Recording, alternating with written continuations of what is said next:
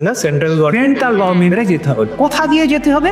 ওই সব বন্ধুদের কাছ থেকে শুনলো যে পিডব্লিউ নার্সিংওয়ালা বলে একটা রয়েছে, প্ল্যাটফর্ম রয়েছে, ওখানে নাকি ভালো পড়ানো।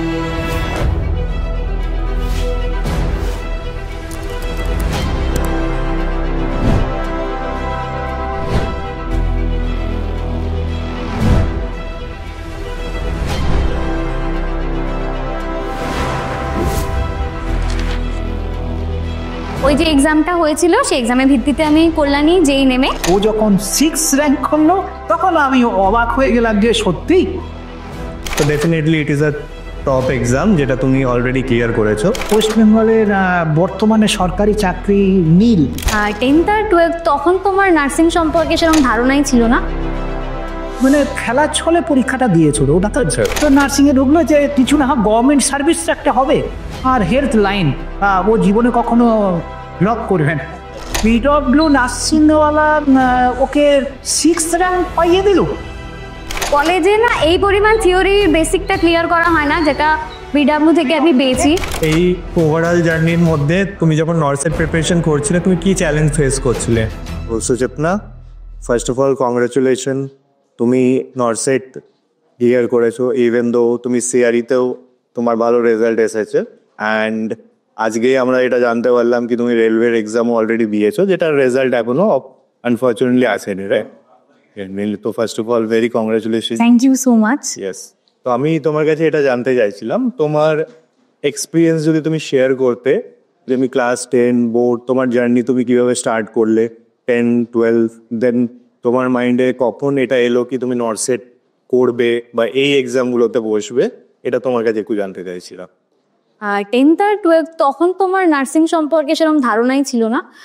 10th-এ অ্যাবাভ 90% বোর্ডস এক্সামে পাওয়ার পর আমি পিওর সায়েন্স নিই, এবং তখন আমার একটা অরিজিনালি প্ল্যান ছিল যে আমি এগ্রিকালচার পড়বো। আচ্ছা, ওকে, তো আমি ভর্তি হই এগ্রিকালচারের জন্য বিসিকেভির যে বর্ধমান ক্যাম্পাস ছিল সেখানে আমি চান্স পাই। পরবর্তীকালে আবার ওটাও মোহনপুরে শিফট হয়ে যায়, মোহনপুরে চান্স পাই। কিন্তু বিধানচন্দ্র কৃষি বিশ্ববিদ্যালয়, আচ্ছা, সেখানে তো তারপরে আমি জানতে পারি যে মানে এরকম একটা বিএসসি নার্সিং একটা যে কোর্স রয়েছে, বা এটার যে বিএসসি নার্সিং এ যে এত একটা বড় স্কোপ রয়েছে সেটা তখন জানতে পারি। দেন ওই যে এক্সামটা হয়েছিল সেই এক্সামের ভিত্তিতে আমি কল্যাণী যেই নেমে পাই, জেনপা, তো সেখানে পাই। এবার ওইটা পরীক্ষাটা দেওয়ার পর যখন আমি বিএসসি নার্সিং এ ভর্তি হলাম, আমার কিন্তু খুব একটা আইডিয়া ছিল না, অ্যাকচুয়ালি নর্সেট সম্পর্কে ধারণা ছিল না। আমি ভেবেছিলাম যে এমনি স্টেট গভর্নমেন্টের যে স্টাফিংটা বেরোয় সেটাতে জয়েন করব আমি। কিন্তু 4th ইয়ারে এসে আমি জানতে পারি যে এরকম একটা এক্সাম হয় নর্সেট, এবং আমাদের টাইম থেকে বছরে 2বার করে হতে শুরু করে, নর্সেট 6, 7 যেমন, আবার 8, 9। তো তখন আমি এটার ব্যাপারে জানতে পেরে পড়াশোনাটা স্টার্ট করেছিলাম, যদিও আমার original target again MSc nursing ছিল। বাট তার পরবর্তীকালে আমার মনে হয় যে এখন একটা জব পেয়ে একটু মানে নিজের পায়ে দাঁড়ানোটা ফার্স্টে দরকার। অবশ্যই, এটা তো মানে NORCET is one of the toughest exam, right? মানে একটা এইমস এর নার্সিং অফিসারের যে ফিল্ড, তো definitely it is a top exam যেটা তুমি অলরেডি ক্লিয়ার করেছো, ঠিক আছে?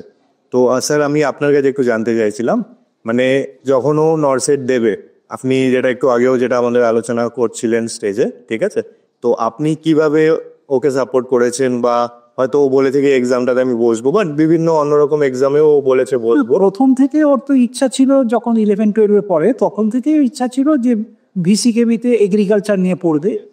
ওর পড়াশোনার বিষয়ে আমরা কখনো চাপ দিই না যে এই রেজাল্ট আমাদের এনে দিতে হবে, সেটা কিন্তু কোনো চাপ দিই না। ও যতটুকু পারে ততটুকুই করেছে। আমরা সাপোর্ট বলতে ওকে এই যে গার্জেন হিসাবে যেটুকু করার সেটুকু করে দিয়েছি, হেল্প করা, যেটুকু পড়াশোনার সুযোগ করে দেওয়া সেগুলো করেছি। যাই হোক, তারপরেতে হঠাৎ ওই ভিসিকেবিতে মানে এগ্রিকালচারে পড়াশোনার মানে চান্সও পেয়ে গেল, যেটা খুব টাফ আমাদের ওখানে রয়েছে ওই ভিসিকেবি, ওখানে সুযোগ পাওয়াটা খুব কঠিন। কিন্তু ওর রেজাল্ট মাধ্যমিকে তো খুব ভালো ছিল, আর উচ্চ মাধ্যমিকেও তো ভালো ছিল মানে 93 পয়েন্ট সামথিং, 90-র ওপরে 93 না 4 দুটাটা ছিল। অত সুযোগটা পেয়ে গিয়েছিল। কিন্তু পরে জানলাম যে আমি যেহেতু বুঝলাম আর কি, যে ওখানে আর সেই ধরনের চাকরির সুযোগ নেই। পরিষ্কার কথা বলে রাখি, পড়াশোনাটা আমাদের তো জ্ঞান অর্জনের জন্য থেকে বেশি দরকার হচ্ছে চাকরি একটা করা, নিজের পায়ে দাঁড়ানো। সে নিজের পায়ে দাঁড়ানোর জন্য ওকে সেই সুযোগটা আমরা করে দিয়েছি। তুমি তোমার মতো যদি মনে করো যেটা ইচ্ছা করতে। যাই হোক, তারপরে ওখানে চাকরির সুযোগটা নেই। তখন ও পড়ছে, অলরেডি ওখানে ক্লাস পড়ছে। তখন ও বললো, বাবা আমি তো যে জেনপা পরীক্ষা দিয়েছি না, তা সেই জেনপা পরীক্ষার রেজাল্টটা কি? দেখলাম মানে খেলার ছলে পরীক্ষাটা দিয়েছিল। ওটা তো ও তো পড়বে না, ও তো মানে নার্সিং ওসবের ব্যাপারে যাবে না। ওর তো ইচ্ছা হচ্ছে আমি এগ্রিকালচার নিয়ে পড় যাই। তা তখন জেনপা বললো, আমি দেখলাম ইমিডিয়েট রেজাল্টটা বেরোলো। তখন একটা ভালো র্যাঙ্ক করেছে এবং সরকারি হসপিটালে ও সুযোগটা পেয়ে গেছে। তা সে তখন বললো যে আমি এটা আর পড়বো না, এখানে চাকরি বাকরি ভালো নেই। আর আমি যা শুনছি আমার বন্ধু বান্ধবদের অনেকের কাছ থেকে যে নার্সিং একটা ভালো সুযোগটা রয়েছে, তো ওখান থেকেই স্টেপটা নিল। তো নার্সিং এ ঢুকলো যে কিছু না হোক গভর্নমেন্ট সার্ভিস একটা হবে, আর হেলথ লাইন ও জীবনে কখনো লক করবে না। ওইখানে ঢুকতে বললো। ওই কলেজে হসপিটালে পড়াশোনাটা করলো, মানে সরকারি কলেজে করতে করতে ওর বললো একটা যদি স্টাফিং হয়ে যায় তাহলে গভর্নমেন্ট সার্ভিস যথেষ্ট ভালো। তা সেইভাবেই ও সুযোগটা মানে স্টার্টটা করলো বটে। কিন্তু আমাদের ওখানে কি বলবো, দুর্ভাগ্য বলবো, সেই বছর থেকে ও যখন পাশ করলো তার আগের বছর থেকে রিক্রুটমেন্ট বন্ধ হয়ে গেছে। আর আমাদের ওয়েস্ট বেঙ্গলের বর্তমানে সরকারি চাকরি নীল এবং নেওয়াটাও খুব বিপজ্জনক, যে কোনো সময়তে রাস্তায় বসিয়ে দিতে পারে। আমাদের ওখানে দেখতে পাচ্ছি টিচারদের নিয়ে যে কাণ্ড কত না ঘটলো, মানে 5-7 বছর চাকরি করছে, বললো তোমার চাকরি নেই। এসব দুর্নীতির ব্যাপারটা রয়েছে।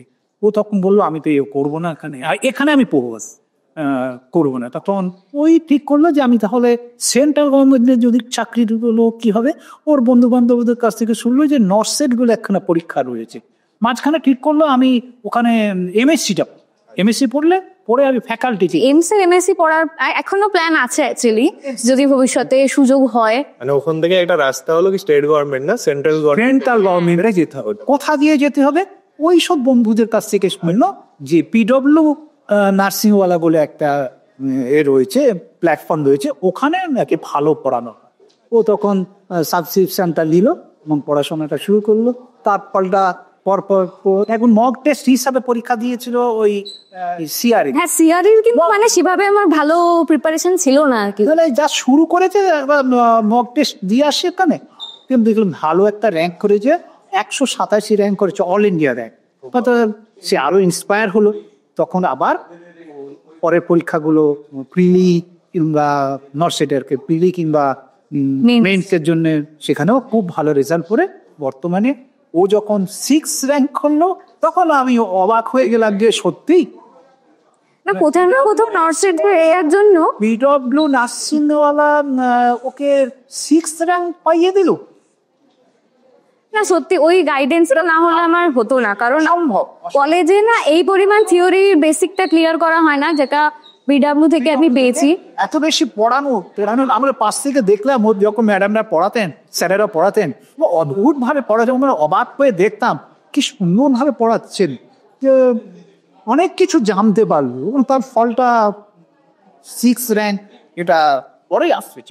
বিশেষ করে যেগুলো হাই এন্ড সাবজেক্ট আছে আমাদের, foundation of nursing, medical surgical nursing এবং রিসেন্টলি কমিউনিটি নার্সিং এও বেশ কিছু কোয়েশ্চেন আসছে। তো এখানকার স্যার ম্যাডামরা এইগুলোর বেসিক তো অসাধারণ ভাবে ক্লিয়ার করেছে, আমার ভীষণই হেল্প করেছে। একটা জিনিস লাস্ট জানতে চাইবো, যেটা হচ্ছে এই ওভারঅল জার্নির মধ্যে তুমি যখন নার্সের প্রিপারেশন করছিলে তুমি কি চ্যালেঞ্জ ফেস করছিলে?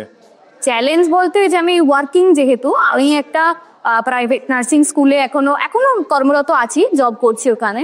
তো মানে একটা জায়গায় ওয়ার্কিং থাকলে অবশ্যই চাপ পড়ে। 9 to 5 মানে আমার ওই 8 আওয়ার্স তো বেরিয়ে যাচ্ছে, আর সেখানে যাওয়ার জন্য প্রিপেয়ার হওয়া আরো 2 ঘন্টা ধরে নিলাম, তো টাইম তো অনেকটা বেরিয়ে যেত। এই টাইম ম্যানেজমেন্টটা আমার কাছে একটা বড় চ্যালেঞ্জ ছিল। কিন্তু সেটাই ম্যানেজ করেছে, মানে অত চাপ নিয়েও, মানে কলেজের চাপ নিয়েও নিজের পড়ার জন্য একটা সময় বাদ করে মানে ওটা ম্যানেজও করেছে। ইভেন আপনাদের সাপোর্ট ছাড়া তো ওটাও শোনো, আমরা তো চেষ্টা করি যে ওকে সাহায্য করার, অনেক অনেক কিছু হবে। ও তো নিজের কাজটুকু নিজে করতে হতো না, ওর মা আছে, সবকিছু ওকে মানে কোনো কিছু করতে কাজ মানে বাড়িতে সব হাতের কাছে, খাওয়া দাওয়া ইত্যাদি ইত্যাদি পর। আর পর মানে এই নয় যে সারাদিন করতে হবে তা নয়, যতটুকু তুমি মনে করবে পড়ছি, সেই সুযোগটুকু আমরা So Timnath, once again, congratulations to you. See you once again.